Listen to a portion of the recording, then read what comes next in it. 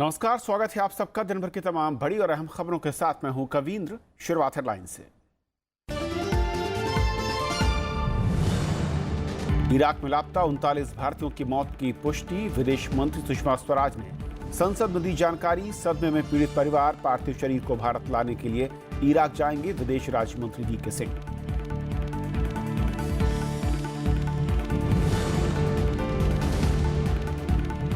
संसद के दोनों सदनों में 12वें दिन भी अवरोध जारी। विपक्ष का आरोप, गतिरोध खत्म करने के लिए सरकार नहीं कर रही गंभीर प्रयास।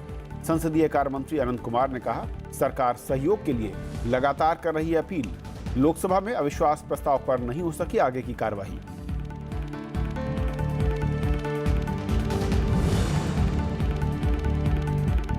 सुप्रीम कोर्ट ने SC/ST कानून का दुरुपयोग रोकने के लिए जारी किए दिशा निर्देश। तत्काल गिरफ्तारी से पहले SSP या नियुक्ति प्राधिकारी से अनुमति जरूरी। अग्रिम जमानत मिलने का रास्ता साफ।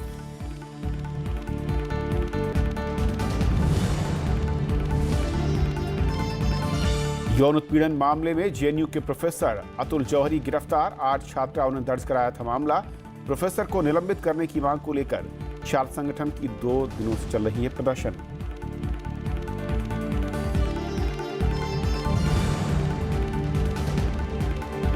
राष्ट्रपति ने 43 हस्तियों को पद्म पुरस्कार से किया सम्मानित। संगीतकार इलैयाराजा और विचारक P. परमेश्वरन को मिला पद्म विभूषण। 41 लोग 2 अप्रैल को होंगे सम्मानित।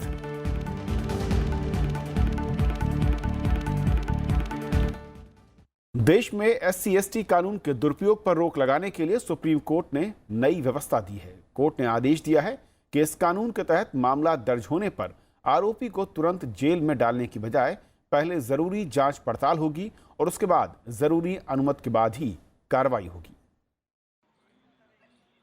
SC/ST एक्ट के तहत अपराध से जुड़े मामलों के लिए सुप्रीम कोर्ट ने नए दिशा निर्देश जारी किए हैं। सोमवार को एक याचिका पर सुनवाई के दौरान कोर्ट ने माना कि FM कानून का गलत इस्तेमाल हो रहा है। कोर्ट ने व्यवस्था दी कि ऐसे मामलों में अब तत्काल गिरफ्तारी नहीं होगी। कोर्ट ने कहा कि मामला दर्ज होने से पहले DSP स्तर की शुरुआती छानबीन करनी होगी। इसके अलावा कोर्ट ने यह भी कहा कि आरोपी को गिरफ्तार करने से पहले जमानत भी दी जा सकती है। के लिए एब्सोल्यूट बार नहीं है एंटिसिपेटरी बेल की। और अगर कोर्ट को दिखने में ऐसा लगता है कि ये केस के फ्रॉड है या अब्यूज़ है या फॉल्सहुड पे बेस्ड है, तो उसमें तो एंटिसिपेटरी बेल आराम से हो जाएगी। तो क्योंकि जब केस का मुद्दा ही नहीं है जिसके कारण ये एलिगेशन लगी है, तो उसमें एंटिसिपेटरी बेल के लिए एक बहुत बड़ी राहत मिली है। सुप्रीम कोर्ट ने कहा कि अगर आरोपी सरकारी कर्मचारी है तो उसे गिरफ्तार करने से पहले जिले के वरिष्ठ अधीक्षक और नियुक्त प्राधिकारी से मंजूरी लेना अनिवार्य होगा। और अगर आरोपी सरकारी कर्मचारी नहीं है तो उसे हिरासत में लेने के लिए SSP स्तर के अधिकारी से अनुमति लेनी होगी। कोर्ट ने यह भी कहा कि अगर निर्देशों का उल्लंघन किया गया तो अवमानना की कार्रवाई की जाएगी। सुप्रीम कोर्ट ने यह फैसला महाराष्ट्र के एक सरकारी कर्मचारी की याचिका पर सुनाया है, जिसने बॉम्बे हाई कोर्ट के एक फैसले को सर्वोच्च न्यायालय में चुनौती दी थी। मैटर को जब उन्होंने टेकअप किया तो उन्होंने देखा कि जो SC/ST एक्ट है जनरली उसमें काफ़ी हद तक इसका मिसयूज़ हो रहा है। जैसे सेक्शन 3 एंड सेक्शन 10 में ये है कि आपका कोई भी ऐसा वर्ड या कोई जो डेरोगेटरी हो, डिफेमेटरी हो, जिससे कि मतलब किसी को जो SC/ST एक्ट में आते हैं, SC/ST में आते हैं, उनको अगर कहीं कोई हर्ट होता है तो इस ऐसे सारे मैटर्स को ये आपका नॉन अवेलेबल थे और उसमें तुरंत ही कार्रवाई उसमें होती थी। अगर प्राइमा फेसी लगता है कि मेलाफाइड FIR है या कोई ऐसे वो लगाए गए हैं आरोप जो निराधार हैं, तो एंटिसिपेटरी बेल भी कंसीडर की जाएगी। एक आम आदमी के लिए है। और जो डिपार्टमेंट की इंक्वायरी है, यानी prior sanction of arrest is required for a public servant. अनुसूचित जाति और अनुसूचित जनजाति अत्याचार निवारण अधिनियम 1989 SC/ST एक्ट जाति के लोगों के खिलाफ अत्याचारों पर रोकथाम के लिए है, जिसमें साल 2015 में संशोधन किया गया था। इसके तहत अपराधियों के खिलाफ कठोर कार्रवाई को सुनिश्चित करने का प्रावधान दिया गया था। SC/ST एक्ट के दुरुपयोग के मामले सामने आने के बाद सुप्रीम कोर्ट ने इसमें नए दिशा निर्देश जारी किए हैं, जिसके बाद सरकारी अधिकारी की जांच पूरी हुए बिना उन्हें गिरफ्तार नहीं किया जा सकेगा। तो ऐसे में फर्जी मामले दर्ज होने पर रोक लगेगी। सुप्रीम कोर्ट से कैमरामैन अरविंद के साथ विपिन चौहान, राज्यसभा टीवी। और इस मसले पर और बातचीत करने के लिए हमारे साथ जुड़ रहे हैं कपिल साकला, एडवोकेट हैं सुप्रीम कोर्ट में। कपिल साहब, स्वागत है आपका हमारे साथ जुड़ने के लिए। SC/ST एक्ट के दुरुपयोग को लेकर तमाम तरह के आरोप और उसको लेकर याचिका भी थी, लेकिन जो ये दिशा निर्देश है, जो गाइडलाइन सुप्रीम कोर्ट की है, ये असल में से आप कैसे देखते हैं और क्या ये जो दुरुपयोग रोकने की शिकायतें थी उसको रोकने के लिहाज से अहम दिख रही है, या फिर इससे कहीं जो हक जिसको लेकर ये एक्ट तैयार किया गया था SC/ST को लेकर, कहीं उनके हितों पर ये एक तरीके से कहीं कुछ उनको रोकता है? जी शुक्रिया। इसमें दो बातें हैं। एक, अगर आप देखेंगे कि जब कोई भी एक्ट या कोई भी सेक्शन ऐसा बनता है जो किसी भी माइनॉरिटी को बचाता है, प्रोटेक्ट करता है, आप उसमें विमेन भी ले सकते हैं, 498A ले सकते हैं जहाँ पे ये औरतों को, शादीशुदा औरतों को प्रोटेक्ट करता था, या रेप लॉज हो गए हो, या यही prevention of atrocities against SC/ST act हो गया हो 1989 का, तो उसमें जो जिस तदबे को या जिस लोग को बचाता है वहाँ पे मिसयूज़ की चांसेस भी बढ़ जाती हैं। परंतु इसका मतलब ये नहीं है कि उस पूरे एक्ट को नलिफाई कर दिया जाए। ये हो गई पहली बात। दूसरी बात कि चेक्स और बैलेंसेस बनाना ऑनरेबल सुप्रीम कोर्ट का, कोर्ट्स का काम है, और ये बहुत ही बखूबी इस एक्ट में करा गया, क्योंकि ये बात सच है कि जितना राइज हो रहा है अलग अलग किस्म के कंप्लेंट्स इस एक्ट के अंदर, उतना ही गलत झूठे मुकदमे भी सामने आ रहे हैं। जैसे कि ये जो केस था, ये सामने आया था जी। अब इसमें जो checks and balances honourable supreme court ने दिए हैं वो 3 प्रकार के हैं। एक, सेक्शन 18 में ये कह दिया गया था कि एंटीसिपेटरी बेल हो ही नहीं सकती है।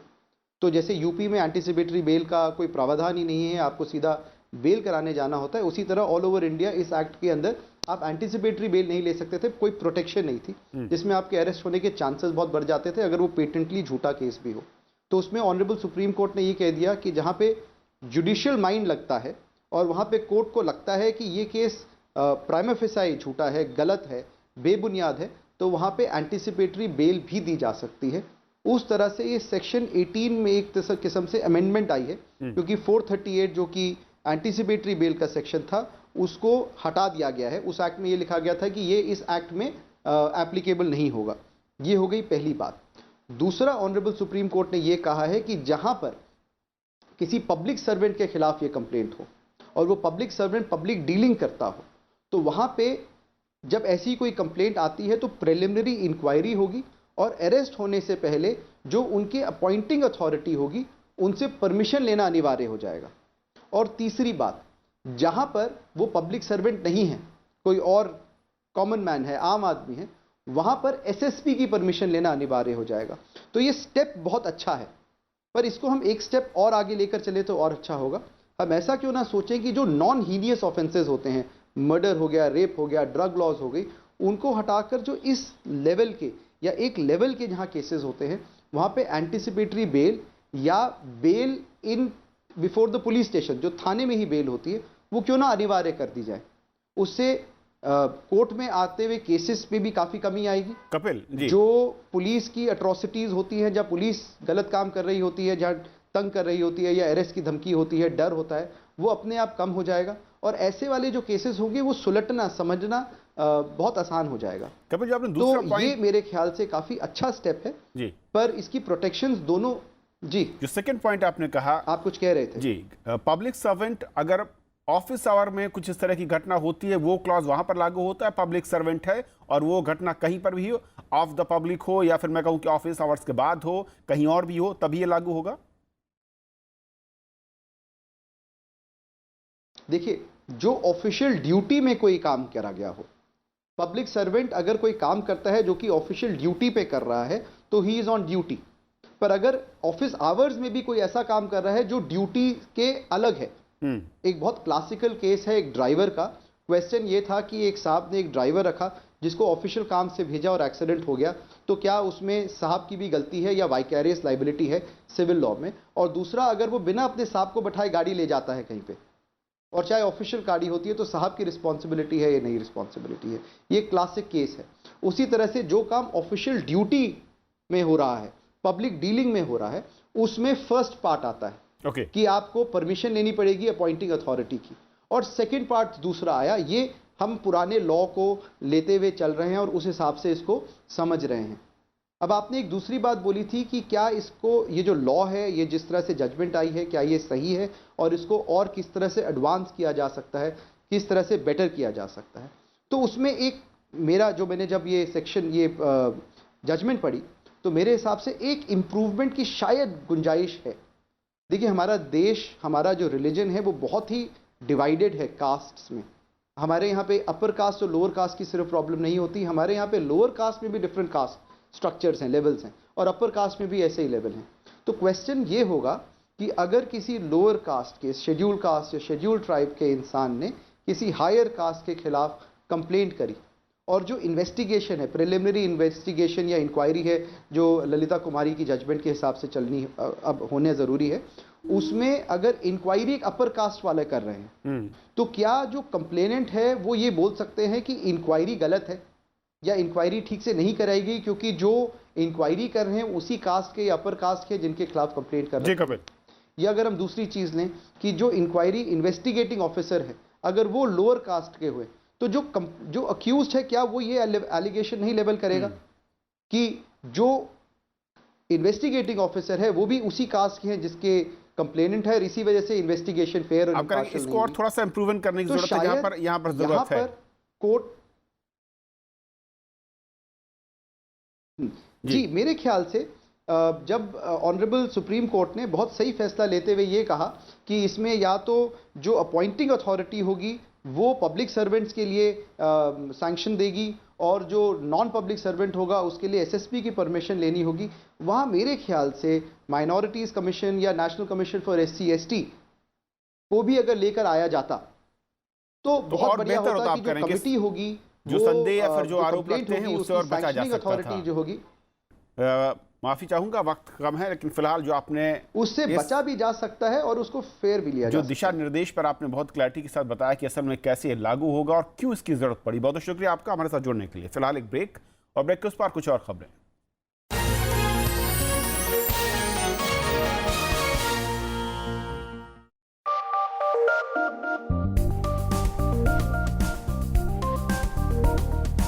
सोशल मीडिया प्रोफाइल और आपकी पहचान। सार्वजनिक मंच पर क्यों रहें सावधान? आपके बारे में क्या जानकारी देती है आपकी वॉल? कैसे और कौन करता है जानकारियों का इस्तेमाल? देखिए विशेष में आज शाम 7:30 बजे सिर्फ राज्यसभा टीवी पर।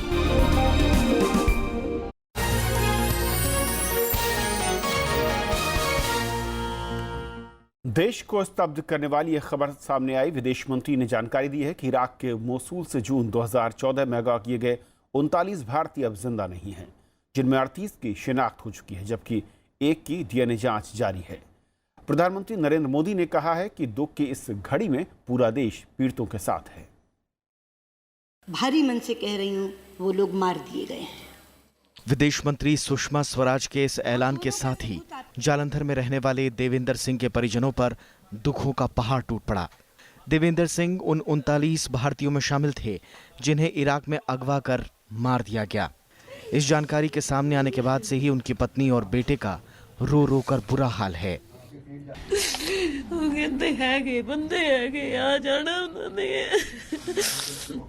उन्होंने तो कहना मेरे ते भरोसा ते एक रब ते भरोसा करो। ਅਸੀਂ ਸਾਨੂੰ ਤੁਹਾਡੇ ਤੇ ਭਰੋਸਾ ਆ, ਰੱਬ ਨਾਲੋਂ ਜ਼ਿਆਦਾ ਅਸੀਂ ਤੁਹਾਡੇ ਤੇ ਭਰੋਸਾ ਕੀਤਾ। ऐसा ही हाल पंजाब के उन दूसरे परिवारों का भी है जो 3 साल से इस उम्मीद में थे कि उनके लापता परिजन मिल जाएंगे। पंजाब में ऐसे 27 परिवार हैं जिन्हें अब पार्थिव शरीर और उनकी मौत की वजहों का इंतजार है। फल तो मैं यही चाहती हूँ कि वो बैठे हमारे पास और हमें बताएं कि कैसे कैसे उनको ये जो उन्होंने जो स्टेटमेंट दी है किस बेस पे दी है, अगर डीएनए टेस्ट मैच हुए हैं तो कैसे हुए हैं, उनको वो बॉडीज कहाँ मिली, कैसे पता चला कि लाखों बॉडीज में हमने वहीं से वो बॉडीज निकालनी है और वो इंडियंस की ही हैं।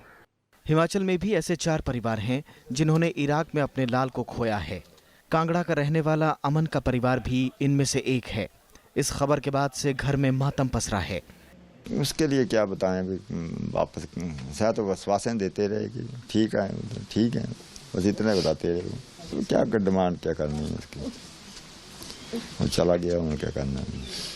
इस जानकारी के सामने आने के बाद पूरा देश स्तब्ध है। पंजाब और हिमाचल के अलावा बिहार से 6 और पश्चिम बंगाल से भी 2 लोगों की इराक में जान गई। बिहार के सीवान से विद्याभूषण तिवारी भी उन लोगों में शामिल थे। परिवार अब सरकार से मदद की मांग कर रहा है। नहीं लौटा के आज का बर्थडे है कि उसका मुर्दा लेकर आ रहे हैं हम लोग का बाल बच्चा कैसे हम करेंगे पालन पोषण, हम लोग की कौन आदमी करेगा। ये सब लोग इराक के मोसुल में एक ही कंपनी में काम करते थे। साल 2014 में इस शहर पर आतंकी संगठन ISIS ने कब्जा कर लिया था। IS ने इन भारतीयों और बांग्लादेशियों को बंधक बना लिया था। हालांकि बाद में बांग्लादेशियों को छोड़ दिया गया। भारत शायद पहला ऐसा देश होगा जो इराक के युद्ध क्षेत्र में मारे गए अपने लोगों के शव को वापस लाने की कोशिश कर रहा है और वापस लाने में सफल हो पा रहा है। अब उनके परिवार के लोग इस बात की प्रतीक्षा कर रहे हैं कि उनके शव वापस आएं और उनकी अंतिम क्रिया की जाए। राज्यसभा टेलीविजन के लिए कैमरा पर्सन सरोज के साथ दिल्ली से अखिलेश सुमन। इराक में लापता 39 भारतीय अब जिंदा नहीं है। विदेश मंत्री सुषमा स्वराज ने आज संसद के दोनों सदनों में इसका ऐलान किया। उन्होंने सहयोग के लिए इराक की सरकार का आभार भी जताया। सदन में इन लोगों को श्रद्धांजलि भी दी गई। इराक के मोसुल में IS ने जिन 39 भारतीयों को अगवा किया था वो अब जीवित नहीं हैं। विदेश मंत्री सुषमा स्वराज ने मंगलवार को राज्यसभा में ये जानकारी दी। उन्होंने कहा कि भारतीयों की तलाशी के दौरान हमें इराक के बदूश में एक मिट्टी के टीले का पता चला। तहकीकात करने पर यहाँ 39 लोगों के शव मिले। इनकी DNA जांच से पता चला कि ये वो भारतीय हैं जिन्हें IS ने अगवा किया था। जो हमने बॉडीज इस माउंट में से एक्सह्यूम करा के भेजी थी, उसका उन्होंने DNA टेस्ट करना शुरू किया। सबसे पहला मैच किया संदीप नाम के लड़के का। जैसे उन्होंने खबर दी कि संदीप का DNA, तो हमें ये पता चल गया, क्योंकि बॉडीज भी पूरी 39 थी, ये भी एक चिन्ह था, उसमें से बॉडीज भी पूरी 39 निकली थी। उसके बाद एक के बाद एक DNA होता चला गया। राजदूत खबर देते रहे, आज 5 हो गए हैं, आज 8 हो गए हैं, आज 10 हो गए हैं। लेकिन कल उन्होंने हमें खबर दी कि 38 लोगों का DNA मैच हो गया है और 39वें का DNA 70% मैच हुआ है, क्योंकि उसके माता पिता कोई नहीं है। भारतीयों के पार्थिव शरीर को लाने के लिए विदेश राज्य मंत्री VK सिंह इराक जाएंगे। विशेष विमान से इन शवों को भारत लाया जाएगा। पहले ये विमान अमृतसर में उतरेगा, इसके बाद कोलकाता और पटना जाएगा और परिजनों को पार्थिव शरीर और मृत्यु प्रमाण पत्र सौंपे जाएंगे। हमने अपने राजदूत को कह दिया है कि वहाँ वो तैयारी करे। हम केवल घोषणा तक नहीं रुक रहे हैं। जनरल VK सिंह जहाज लेकर यहाँ से इराक जाएंगे। उनके पार्थिव शरीर कॉफिन्स में पूरे सर्टिफिकेट के साथ, केवल उनके नाम और पासपोर्ट नंबर के साथ नहीं, मार्टियस फाउंडेशन के सर्टिफिकेट के साथ कि इनका DNA फलां से मैच हुआ है, ताकि ये वही व्यक्ति है। उनके जहाज में उनके पार्थिव शरीर लेकर आएंगे। जहाज पहले अमृतसर उतरेगा, 31 लोग उसमें पंजाब के और 4 हिमाचल के, उनको हम वहाँ बॉडीज़ देंगे। फिर पटना जाएंगे उसी जहाज को लेके। जो बिहार के लोग हैं उनके पार्थिव शरीर वहाँ के परिवारजन को सौंपेंगे। वहाँ से कलकत्ता जाएंगे और जो वेस्ट बंगाल के लोग हैं उनको सौंपेंगे। विदेश मंत्री के मुताबिक भारतीय हरजीत मसीह खुद को बांग्लादेशी नागरिक बताकर वहां से निकलने में कामयाब रहा। विदेश मंत्री ने हरजीत के इस बयान को गलत बताया कि भारतीय नागरिकों की हत्या का वो गवाह था। उसने ये कहानी घड़ी कि हम तो जंगल में हमको ले जाया गया, सबको एक कतार में खड़ा कर दिया, 39 लोगों के सिर में गोली लगी, मेरे ही पाँव में गोली लगी, इसलिए मैं तो चला आया और वो 39 लोग मारे गए। ये सारी कॉक एंड बुल स्टोरी थी। लेकिन हरजीत मसीह की कहानी सच नहीं थी। वो अली बन के पहले ही निकल गया था उस केटरर के वैन में बैठकर। बहुत दुखद समाचार है पूरा देशवासियों के लिए। As a mark of respect to the memory of those Indians who got killed in Iraq by ISIS, we will observe 2 minutes silence. I request the honorable members to rise in their places and observe silence.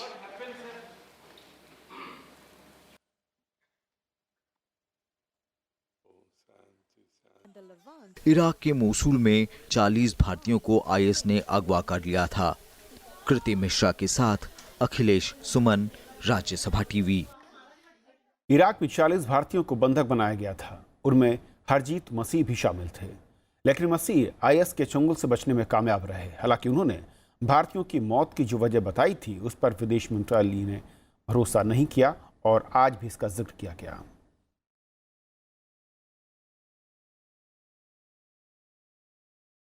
39 ਭਾਰਤੀ ਮਾਰੇ ਗਏ ਆ ਤੇ ਹੁਣ ਵੀ ਮੈਂ ਇਹੀ ਕਹਿਣਾ ਵੀ 39 ਭਾਰਤੀ ਮਾਰ ਗਏ ਕੋਈ ਸੁਸ਼ਮਾ ਸਵਰਾਜ ਜੀ ਹੁਣ ਕਹਿਣ ਦੇ ਆ ਵੀ 39 ਜਿਹੜੇ ਭਾਰਤੀ ਮਾਰੇ ਗਏ ਆ ਕਿਉਂਕਿ ਫਿਰ ਅੱਗੇ ਮੈਂ ਸੱਚ ਬੋਲਿਆ ਮੈਂ ਸੱਚ ਬੋਲਣ ਦੀ ਸਜ਼ਾ ਮਿਲੀ ਆ ਕਿਉਂਕਿ 6 ਮਹੀਨੇ ਮੈਂ ਜੇਲ੍ਹ ਕੱਟੀ ਕਿਹੜੀ ਗੱਲੋਂ ਫਿਰ ਇਸ ਸਰਕਾਰ ਨੇ ਤੇ ਹਾਂ ਮੈਨੂੰ ਵੀ ਗੁੰਮਰਾਹ ਕੀਤਾ ਵਾ ਜਿਹੜੇ 39 ਪਰਿਵਾਰ ਉਹਨਾਂ ਨੂੰ ਗੁੰਮਰਾਹ ਕੀਤਾ ਹੈ मैं यही कहना भी हुण भी सच गया तो फिर मेरे ते झूठे पर्चे कादे करवाए गए। विदेश मंत्री ने हरजीत के आरोपों को गलत बताया। उन्होंने सदन में ये भी कहा कि हरजीत किस तरह इराक से निकला। कंपनी का मालिक कहता है कि मेरे पास एक व्यक्ति का फोन आया कि मैं अली बोल रहा हूँ, तो उसने कहा मेरे यहाँ तो अली नाम का लड़का कोई काम ही नहीं करता। तो उसने कहा नहीं मैं वो हूँ जिसको बांग्लादेशियों के साथ निकालना है। तो उसने कहा अच्छा। तो केटरर ये कह रहा है कि मैं बांग्लादेशियों के साथ अली बनाकर हरजीत मसीह को एरबिल छोड़कर आया। राज्यसभा की कार्रवाई में मंगलवार को लगातार 12वें दिन अवरोध रहा। विपक्षी सदस्यों ने कई मुद्दे उठाए। नेता विपक्ष गुलाम नबी आजाद ने आरोप लगाया कि सरकार गतिरोध खत्म करने के लिए कोशिश नहीं कर रही। सरकार ने साफ किया कि वो विपक्षी दलों की ओर से उठाए गए सभी मुद्दों पर चर्चा के लिए तैयार है। राज्यसभा की कार्यवाही मंगलवार को भी अवरोध के कारण नहीं चल पाई। दिन भर के लिए कार्यवाही स्थगित होने से पहले नेता विपक्ष गुलाम नबी आजाद ने कहा कि विपक्षी दल सदन को सुचारू ढंग से चलाना चाहते हैं। उन्होंने कहा कि विपक्षी दल बैंक धोखाधड़ी, आंध्र को विशेष दर्जा और कावेरी जल प्रबंधन बोर्ड के गठन पर चर्चा चाहते हैं। नेता विपक्ष ने आरोप लगाया कि सरकार ने कार्यवाही के सुचारू संचालन के लिए कोई कदम नहीं उठाया है। No effort has been made by the government so far to talk to these political leaders to sort out the issue. So the government is responsible for the impasse because they have not taken any effort to solve this impasse in the House. While the opposition is unitedly interested in functioning and running the proceedings of the House. संसदीय कार्य राज्य मंत्री विजय गोयल ने कहा कि सरकार सभी मुद्दों पर चर्चा के लिए तैयार है। कानून मंत्री रविशंकर प्रसाद ने ये मांग रखी कि चर्चा सभी मसलों पर विस्तार से होनी चाहिए।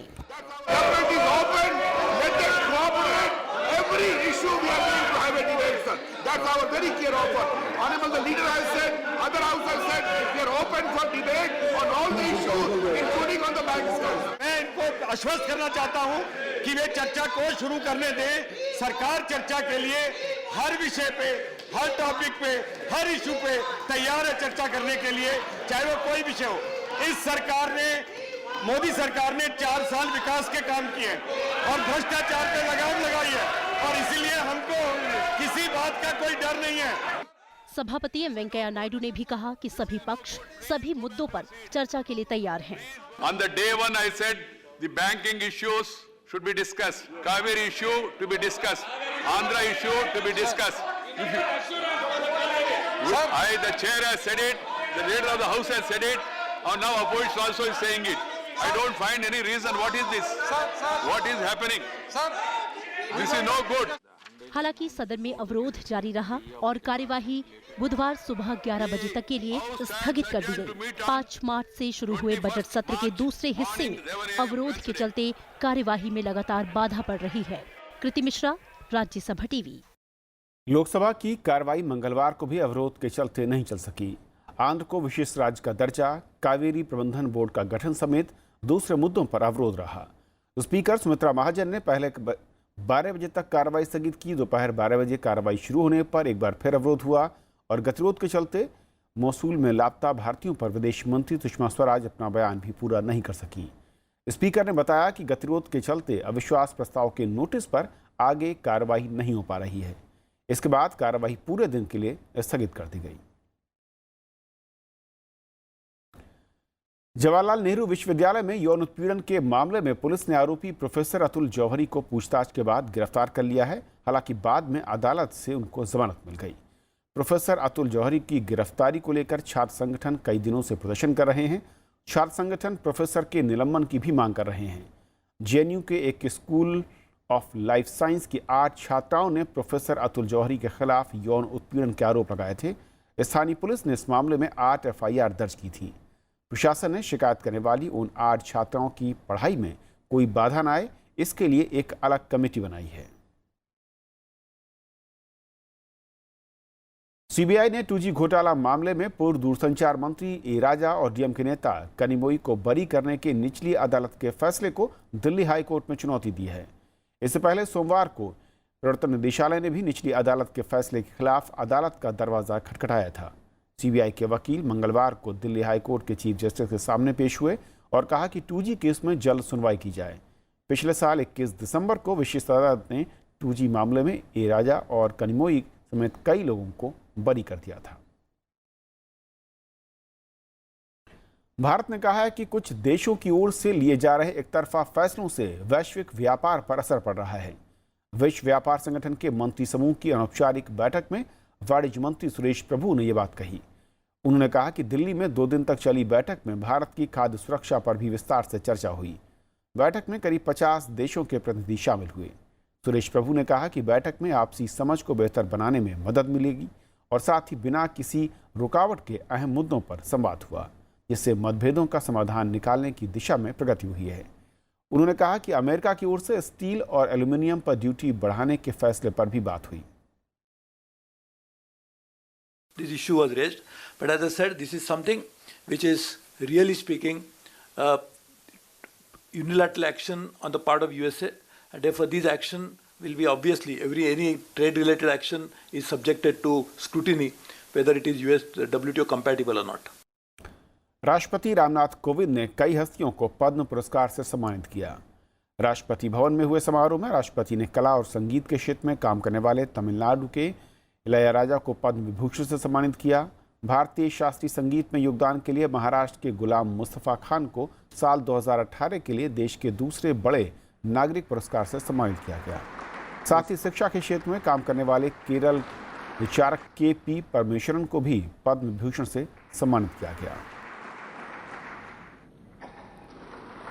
2018 के लिए 84 हस्तियों को पद्म पुरस्कारों के लिए चुना गया है। इनमें 3 पद्म विभूषण, 9 पद्म भूषण और 72 पद्मश्री पुरस्कार शामिल। तो इस बुलेटिन में फिलहाल इतना ही। नमस्कार।